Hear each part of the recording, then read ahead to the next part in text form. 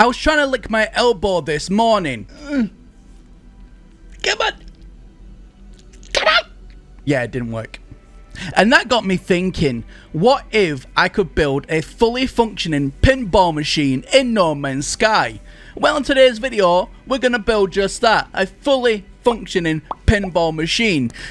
May God have mercy on my soul. Now, before we do get into today's video, I want to say a massive thank you to our sponsor, Z Game. What is Z Game, you may be asking yourself? Well, look no further for all of your energy drink needs. Now, this is powder energy drink that you've seen on other brands before. However, these guys do it right. They come in two fantastic flavors, also as Iron Brew and as Sour Apple. I've got some Iron Brew coming in a lovely shaker.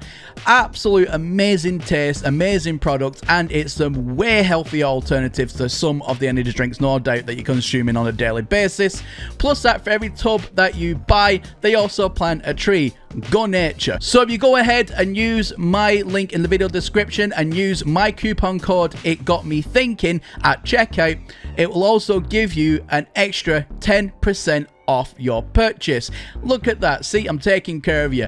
Absolute amazing product, amazing tasting drink, and I highly recommend it to absolutely anybody. It's what I drink on a daily basis. It is amazing. So like I said, link in the video description down below if you are interested.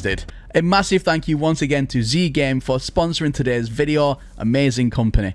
Now, the very first thing I had on my mind was where to build this pinball machine. Now, obviously, I built a perpetual motion machine in yesterday's video, so I thought, you know what, if we could integrate the perpetual motion machine as a backdrop or background to this actual pinball machine, then that would just make it look absolutely cool, in my opinion anyway.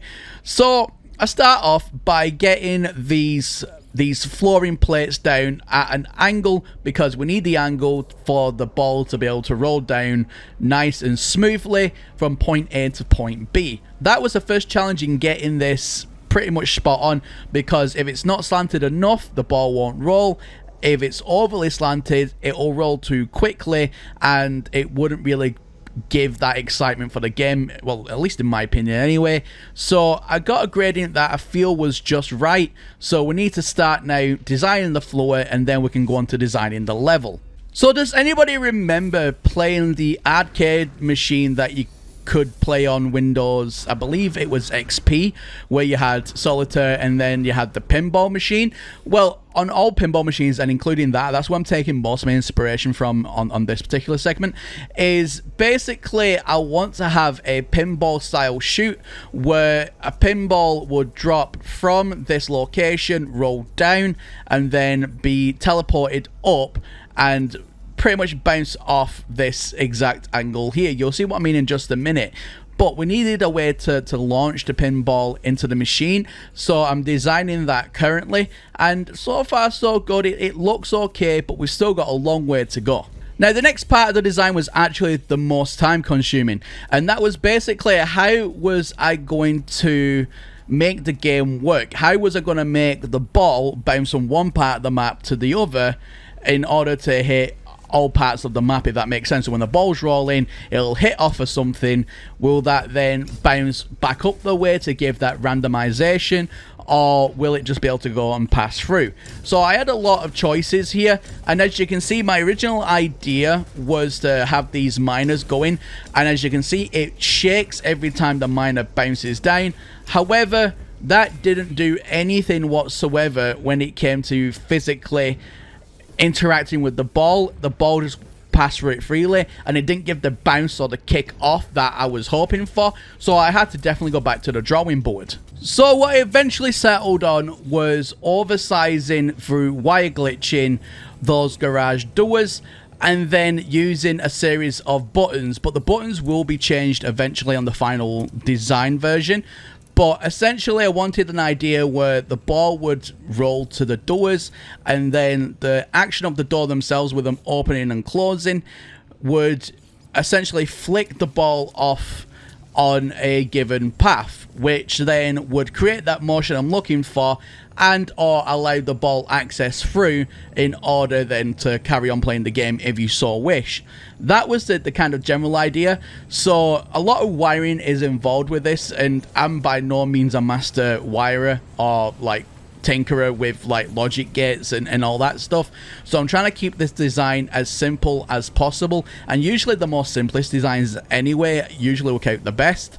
So I've got a lot of wiring to do, and I need to basically move my ship out the way in order to save the game at constant intervals. That way then if I do experience any instability with the design itself and it crashes my game, I have a nice clean save to come back to and I can fix the problem. But so far so good, nothing's crashing and everything is working rather smoothly. So once I got things started to get like wired up, I wanted to create something where the ball would drop from the top of the pinball machine, come down the side, where then it would be teleported from one area of the board to the other in order to start the game. And the way that I thought about it was it'll come down the chute and then it'll go back up the top where that side channel is, and essentially the ball then will be free to roll and go onto the map for play. I hope that makes sense, but that was kind of like the idea I have behind it. And again, it's pretty easy and simple circuitry. It just needs to all kind of gel together in the end. But with a little bit of tinkering, I'm pretty confident we can get this working quite nicely. So just for simplicity, whilst I'm designing, I moved the ball closer to the teleporter. So essentially it would run down the entire length there, hit that teleporter, spawning at the top, and then that will start gameplay. As you can see, it nice and smoothly rolls down, which is what I wanted to test as well, to make sure there was no immediate issues where the gradient isn't enough. So yeah, all things considering, it's going rather well. So I've carried on with the teleporter idea and I've dotted them out a few places around the map. So essentially the ball rolls way too far down. What will happen is it'll get caught in a teleporter that's just located just below. This will then do one of three things. It will, depending on where the ball rolls down, it will then either reset it to go down the pinball roller to then re-eject. It will either put the ball in another upward position. We can see the other two teleporters there, which will then roll it down in the middle of the map. Or what we don't want to happen is there's another teleporter just at the far left hand side, where if it goes down to that one, there is a 1 in 3 chance it will go into the end game zone, which I'm still developing, and essentially when it goes into that zone you lose the game. So essentially this pinball machine is all about keeping it out of that end zone, and also trying to figure out now why on earth this ball, which was rolling absolutely fine coming down the way, has officially gone, nope, it's not rolling anymore, and it will stop at a certain point. So there's still bugs to be fixing with this particular model, but I think we can get these bugs all washed out with just trial and error. So with the bugs all pretty much wiped out now, and it was very meticulous, but I managed to make sure that the ball doesn't get stuck on any particular location. The next thing I wanted to sort out was the controls and how I was opening and closing these garage doors in order to create the game effect. However, my original design was to use these buttons, but I just felt that was too clinky and overly complicated, because there'd be many a times when you're trying to quickly press buttons and you would just click the wrong one because it wouldn't lock on properly, and it just didn't feel right. So I had to come up with another solution on how I was going to fix this problem. So after lots of trial and error, I've come up with the idea of using these pressure plates, where I'm able to put pressure plates down at the front which control all the doors, and then if you want to reset the game, you just go to the pressure pad at the back and that will automatically spawn in a new ball.